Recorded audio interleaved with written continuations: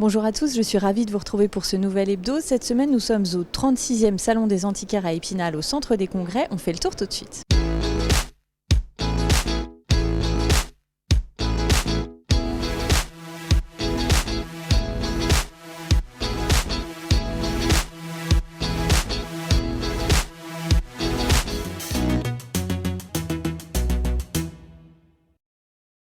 Nous sommes donc à la 36e édition du Salon des Antiquaires au Centre des Congrès à Épinal. Bonjour, je suis avec Romain Roussel. Vous êtes le nouveau président du syndicat des antiquaires et brocanteurs des Vosges. C'est tout récent, hein, c'est depuis le mois de juillet, c'est ça ? Exactement. Et vous êtes tout jeune, si je peux me permettre. Vous avez 37 ans. C'est aussi peut-être symbolique. Est-ce que ça permet quelque part de dire, on dépoussière un petit peu peut-être l'image que certains ont du métier d'antiquaire ? Dépoussiérer, peut-être pas, mais on va apporter un renouveau, une vision un peu plus jeune du métier et des produits proposés. Et justement, c'est quoi votre ambition alors en tant que nouveau président pour ce syndicat et pour la profession de manière générale ? D'apporter une vision un peu plus jeune, des nouveaux marchands, un peu plus jeunes, et également la marchandise qui suit. Donc des choses un peu plus éclectiques. Pas forcément du 17e, 18e, 19e, mais des choses un peu plus modernes, un peu plus pop. Et bon, les grands classiques seront toujours ici. Hein. C'est aussi ce qui fait Oui, exactement. Voilà, il faut quand même la notoriété de ça. Il faut essayer de toucher toutes les générations, bien sûr. Vous-même, vous êtes passionné par tout ça, vous avez baigné dedans, il me semble. Hein. Mes parents étaient dans le métier, donc moi, depuis l'âge tout petit comme Obélix, je suis tombé dedans quand j'étais petit. Alors, ils m'ont bien transmis le virus. Et après, j'ai peaufiné cet apprentissage avec la restauration de meubles anciens. Et je suis très heureux de faire ce métier. Vous êtes installé à la Vosges-les-Bains maintenant dans une grande maison, c'est ça ? Exactement. Depuis 11 ans, je suis installé à la Vosges-les-Bains. D'accord. Et vous aimez dire que la France, c'est le grenier du monde. Pourquoi ? Parce que depuis le 17e, avec Louis XIV, qui a quand même favoriser tous les ébénistes, l'art à la française. Il faut quand même rappeler que Versailles était le centre du monde à l'époque et il favorisait beaucoup les artisans d'art. On appelle les meubles à la française, donc le 18e. Et maintenant, depuis le 18e, on trouve quand même énormément d'artistes. La référence, c'est quand même beaucoup d'artistes français. Et aujourd'hui, c'est un petit peu aussi toute cette diversité d'objets qu'on va pouvoir trouver sur ce salon. Exactement, ça va du 17e jusqu'aux années 60. Donc ça fait quand même des milliers d'objets à découvrir et de toute époque. Est-ce qu'on peut dire que ça s'adresse à tout le monde finalement ? Parce qu'on sait que déjà c'est des styles qui ne correspondent pas à tout le monde et puis ce n'est pas forcément à portée de toutes les bourses, mais est-ce qu'il y en a quand même pour tous les goûts ? Oui, il y en a pour tous les goûts et également toutes les bourses. On peut trouver des petits objets, des bibelots, à des prix raisonnables et également des œuvres d'art qui seront plus un investissement mais aussi un coup de cœur. Parce qu'on peut investir aussi, on peut aussi voir ça comme une valeur refuge quelque part, peut-être moins qu'autrefois. Peut-être moins qu'autrefois, mais avant tout, c'est prendre plaisir à acquérir des antiquités, des objets et puis de les faire passer après à nos enfants, à d'autres générations qui auront... C'est de la transmission aussi. Exactement, il faut quand même toujours penser à ça, que nous on est des passeurs d'art. Hein. Il faut transmettre ça et après trouver des plus jeunes pour trouver cette passion. Ça c'est comme toute passion, hein. Ça se découvre au fil des années, au fil du temps, de pratiquer, de découvrir, d'apprendre. Mais on apprend tous les jours, c'est un métier où... On sort d'une période difficile, enfin on en sort plus ou moins difficilement. Comment la profession a traversé cette crise sanitaire ? Est-ce que finalement pour vous c'était plutôt une bonne chose ? Comment se porte cette profession ? Non, c'était vraiment une période très difficile pour la profession. On ne pouvait plus travailler, on ne pouvait plus déballer. Donc il y a quand même une majorité de la profession gagnent leur vie sur des déballages, sur des salons, sur des foires, à la rencontre du public. Cette période nous a coupés de cette relation avec la clientèle. Et aujourd'hui, la sortie de crise, est-ce que justement, voilà, les gens ils se sont beaucoup retrouvés dans leur intérieur, ça a pris peut-être aussi plus d'importance dans leur quotidien. Ils ont fait aussi des économies, mine de rien, parce que voilà, on n'a pas pu voyager, faire des activités. Est-ce que ça se répercute aujourd'hui sur l'activité ? Oui et non. Alors c'est vrai que les gens sont restés confinés, donc on reste à la maison, donc on peut analyser un petit peu son intérieur et voir les choses différemment. Il y a une remise en question, je pense, des gens, mais là, j'espère qu'on sortira définitivement, que ce sera derrière nous, cette période de Covid pour tout le monde, et que les gens vont pouvoir ressortir et que les foires vont reprendre un rythme à peu près normal pour la profession et également pour la clientèle, parce qu'on sent très bien que la clientèle a besoin, envie de sortir et envie de redécouvrir plein de nouveautés, plein de choses et plein de bibelots. Et pour finir, si je devais vous demander quelle est la tendance du moment, parce que dans les antiquités aussi, il y a des phénomènes de mode, c'est quoi ? Alors, vous avez le rotin, les meubles vintage, les années 50, 60, 70, qui reviennent à la mode avec une génération. Mais même le 18e, le 19e, une belle pièce reste une belle pièce. Très bien. Un coup de cœur, ça ne se maîtrise pas. Et c'est exactement ce que viennent chercher les gens ici. Merci Romain Roussel d'avoir répondu à nos questions. Merci à vous. Justement, nous avons tendu le micro un petit peu aux visiteurs, aux brocanteurs qui sont présents ici. On regarde tout de suite ça et on se retrouve juste après.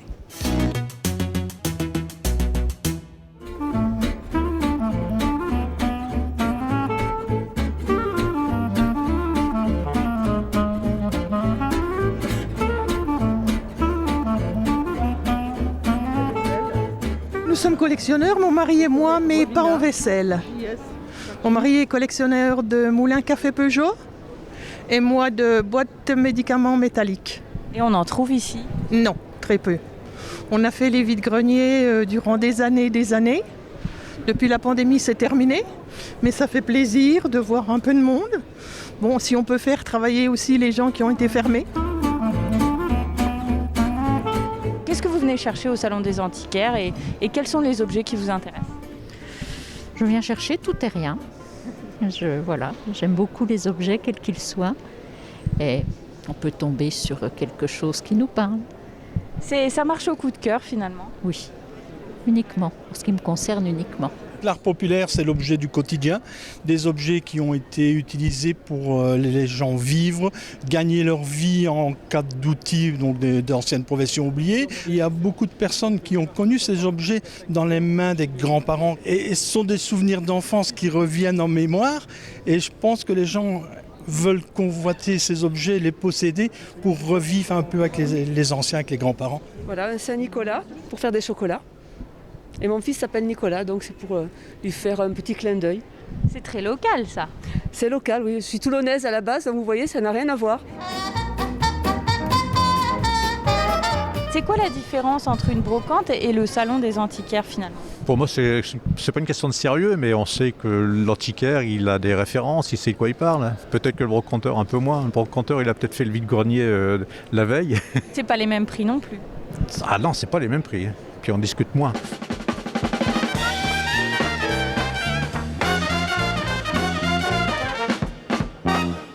Nous sommes toujours au centre des congrès, au Salon des Antiquaires à Épinal. Je suis avec Coralie Pelletier, bonjour. Bonjour. Vous êtes antiquaire à Charmes et on est venu voir votre showroom parce qu'il nous a tout de suite plu. Il a un petit aspect très moderne, c'est vrai que ça dénote un peu avec ce qu'on voit autour de nous. C'est votre style ça ? Oui, c'est ça, oui. Les couleurs naturelles et ce qui revient, le rotin, ce qui revient beaucoup à la mode, c'est ce qui me plaît. C'est justement très demandé en ce moment, ces pièces-là ? Pas mal, ouais. Et finalement, comment vous choisissez les pièces que vous achetez ? Eh bien, disons que je fonctionne beaucoup au coup de cœur. Voilà, c'est des pièces que je pourrais mettre chez moi, donc je me dis que si je pourrais les mettre chez moi, pourquoi pas d'autres personnes. Et où est-ce qu'on les trouve ? Moi, alors, je les achète particulièrement à des collègues à moi. Voilà, ils savent que je suis spécialisée dans dans le rotin, donc voilà. Donc ils pensent à vous dans ces moments-là. C'est ça, exactement. Il y a un travail de restauration aussi qui est fait, pas mal. Oui, il y a quand même du travail à faire derrière, tout ce qui est dépoussiérage, à remettre le rotin en valeur. Oui, il y a du travail.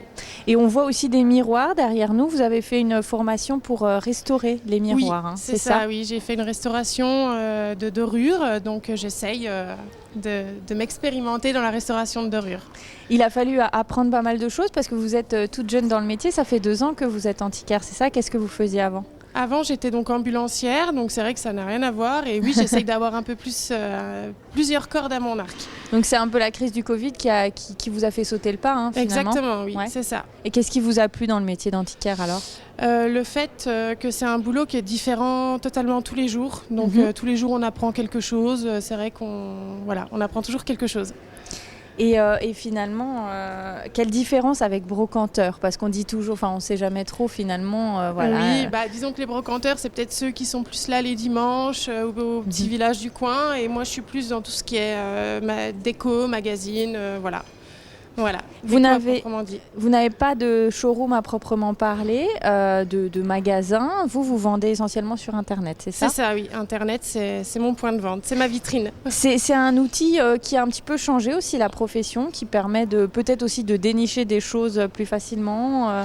Alors, Internet permet de chiner des pièces beaucoup plus uniques et avoir des clients plus larges. Mais aussi peut-être plus de concurrence? Forcément, oui, comme pour tout. Très bien. Et si vous deviez nous montrer la pièce phare, alors celle que vous appréciez le plus ou qui vous a peut-être demandé du travail, ce serait laquelle? Ce serait mon fauteuil. Le fauteuil Emmanuel, c'est ça? Oui, c'est ça, oui. Eh ben, en tout cas, il est très joli. Merci beaucoup, Merci Coralie, à d'avoir vous. répondu à nos questions. On fait tout de suite une deuxième pause dans cette émission. Et comme vous le savez, vous êtes bien placé pour le savoir. Parfois, pour trouver de belles pièces, il faut faire des vies de maison, aller dans des greniers. Et parfois, il y a aussi des vies d'hôtels. C'était le cas à Vittel il y a quelques années. On regarde et on se retrouve juste après. Grand chambardement à l'hôtel d'Angleterre de Vittel le week-end dernier. Un vide-grenier version vide-hôtel et des comédiens transformés en camelots. Acheté par une poignée d'artistes en mars dernier pour en faire, en plus de son usage d'origine, un studio d'enregistrement et un conservatoire pour jeunes comédiens, l'hôtel a besoin d'être rajeuni et rééquipé avec du mobilier plus moderne, d'où l'idée d'un vide-hôtel. C'est un moyen artistique de se débarrasser des choses en faisant porter les meubles par ceux qui les achètent. Ce qui est une première chose, parce qu'on est bon vivant, mais quand vous savez que l'hôtel fait 4300 mètres carrés, le grenier 600 mètres carrés, qui était un bloc de meubles. Certains la preuve, font le bonheur vous le verrez sur les images, font le bonheur des acheteurs. Et le bouche à oreille a fonctionné, attirant clients de l'hôtel, curistes et touristes en séjour dans la cité thermale, à la recherche de souvenirs de type 1900 et de bonnes occasions. C'est des voisins qui m'ont dit qu'il y avait une brocante à l'hôtel des Anglais, c'est ça? De l'Angleterre. Ah, de l'Angleterre, pardon. Tout est bon vivant. Donc je suis venue voir. Simplement parce que ma fille se met en ménage et qu'elle n'a pas de chaise et qu'elle n'a pas d'assiette et voilà. C'est simplement, c'est l'occasion. J'aime tout ce qui est ancien, donc là c'est des choses un peu d'hôtel, donc sans style particulier, mais j'aime regarder. C'est dans ce même grenier, une fois vidé, que les comédiens pourront répéter leur rôle. En octobre prochain, les premières scènes d'une série nommée L'Hôtel des Bons Vivants devraient y être tournées. Nous sommes de retour au centre des congrès à Épinal, au salon des antiquaires. Je suis avec Christophe Tyler, bonjour. Bonjour. Vous êtes antiquaire à Colmar et vous êtes venu ce week-end pour présenter un petit peu ce que vous faites ici. Et votre spécialité, ce sont les meubles de type industriel, c'est ça? Oui, c'est ça, tout à fait. Donc tout ce qui est industriel, meubles déco surtout. Donc en fait, on fait essentiellement de l'upcycling. D'accord. On rappelle ce que c'est peut-être pour nos téléspectateurs. Oui, tout à fait. Donc, en fait, c'est le recyclage. Le recyclage, c'est détruire le matériel pour le revaloriser. Ouais. Alors que l'upcycling, c'est plutôt le remettre en valeur sans y toucher. C'est le bonifier quelque part en fait. Le revaloriser, oui, tout à fait. D'accord. Finalement, autour de nous, on voit pas mal de mobilier qui ont des allures très modernes, qu'on peut retrouver aussi dans des magazines de décoration. Ça dénote avec ce qu'on peut voir autour de nous, mais c'est aussi ça finalement. Oui, tout à fait. En fait, par rapport aux autres stands, effectivement, donc on retrouve un stand qui est complètement différent. Donc tous les meubles ici sont des meubles industriels qui viennent des années, on va dire de 1900 jusqu'à 1950. On essaie de les garder dans l'état d'origine, tout en les remettant en valeur. C'est-à-dire, on va faire du décapage, on va les rebrosser, on va les remettre en valeur par rapport avec des patines qui sont qui sont vraiment du naturel. Parce que j'imagine que quand vous les récupérez, ils ne ressemblent pas à ça. Hein. Non, tout à fait. Hein. Donc, par exemple, ce meuble, il était gris, gris avec plein d'étiquettes, plein de marquages dessus. Et puis donc, effectivement, on le passe au décapage. Et on le rebrosse et puis on lui remet une patine. Alors qu'est-ce qui vous plaît dans le travail du métal? Parce que c'est quand même ça qui ressort sur la plupart de vos meubles. Pardon Qu'est-ce qui vous plaît dans le travail du métal? Mais en fait, c'est redonner justement cet aspect naturel, vous voyez. Donc là, on a vraiment un métal qui a été travaillé à froid à l'époque, qui a été... C'est des casiers en fait. Voilà, c'est des casiers. Ça servait à quoi ça par exemple? Donc celui-ci se trouvait dans des bureaux d'atelier. Donc ils y mettaient leurs documents. Donc ici on mettait les numéros, les étiquetages. Et vous les trouvez où alors ces pièces? C'est un travail, il faut chiner, il faut... Donc aujourd'hui après quelques années quand même, donc c'est souvent du bouche à oreille, donc les gens me connaissent, donc ils viennent chez moi, ils savent que je serai preneur de ce genre d'objet, donc c'est vraiment du travail de quelques années on va dire. Pour avoir les belles pièces, un réseau qui vous amène à de belles pièces. Ouais. Parfois, est-ce que vous voyagez pour trouver certaines pièces? Est-ce qu'on est prêt à aller loin pour quelque chose pour lequel on a eu un coup de cœur? Donc je bouge beaucoup, je vais dans le centre de la France, beaucoup le Doubs, les Vosges. Donc c'est essentiellement des régions où il y avait beaucoup d'usines à l'époque. Et donc qui me permettent justement de trouver ce genre d'objet. Si vous deviez nous montrer un peu votre pièce maîtresse aujourd'hui, ce serait quoi? En fait, ce serait celle-ci. Donc ceci c'est un meuble à clapet Venta. Ouais. Donc des années 30-40. Donc il lui était effectivement complètement peint et puis qui a été décapé et remis à brut. Vraiment, on a l'aspect du métal qui ressort et qui fait la beauté de l'objet. Et qu'est-ce qui fait finalement le prix d'une pièce? Donc le prix d'une pièce, c'est souvent déjà le prix d'achat. Donc il y a effectivement des objets qu'on va payer un peu plus cher que d'autres, donc parce que justement leur rareté, la beauté de l'objet. Et donc les prix sont en fonction de ça. On ne peut pas dire qu'il n'y a pas des codes particulières. Voilà. C'est vraiment en fonction du prix d'achat, du travail derrière, et puis voilà. L'idée est de gagner sa vie. On imagine. On vous le souhaite en tout cas. Merci Christophe d'avoir répondu à nos questions. On fait tout de suite une dernière pause dans cette émission. On regarde les infos de la semaine. Des bâtiments dans cet état, Épinal n'en veut plus. Lundi dernier, la ville lançait en mairie une enquête publique qui court jusqu'au 4 mars. Elle concerne l'opération de restauration immobilière de 7 bâtiments. Cette enquête entre dans le cadre de son programme de renouvellement urbain Épinal au cœur, doté de 6 millions d'euros. La commune espère donc enclencher une rénovation de ces bâtisses de la part des propriétaires actuels ou de potentiels investisseurs. À défaut, la municipalité lancera une procédure d'expropriation. Ponçage et marquage du parquet, rafraîchissement et mise aux normes des vestiaires, remplacement du tableau de marque. Voici une liste non exhaustive des travaux effectués dans le gymnase de Chavelot depuis 5 ans. Des locaux rénovés, présentés il y a quelques semaines par les élus de la communauté d'agglomération d'Épinal. Pour leurs 58 000 € ont déjà été injectés dans la réfection de ce gymnase, dont la gestion incombe à la CAE depuis 2013.